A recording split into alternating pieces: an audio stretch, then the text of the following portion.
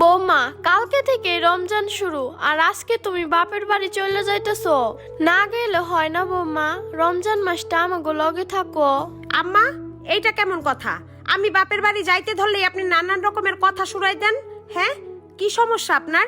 আমার কি মন চায় না আমার বাবা মায়ের সাথে রমজান কাটাতে, ঈদ করতে?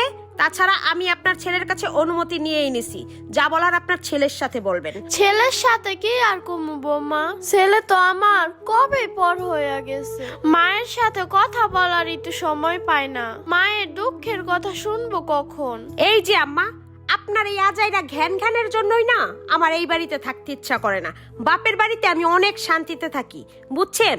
আপনার পোলাটা তো থাকে বিদেশে, আর এইদিকে দেশে থেকে আমার কানটা আপনারা ঝালাপালা করেন। হ বৌমা, যাও, তোমাগো শান্তির কথাই তোমরা চিন্তা করো, আমাগো শান্তির কথা তোমাগো চিন্তা করা লাগবো না। আজাইরা আহ্লাদ।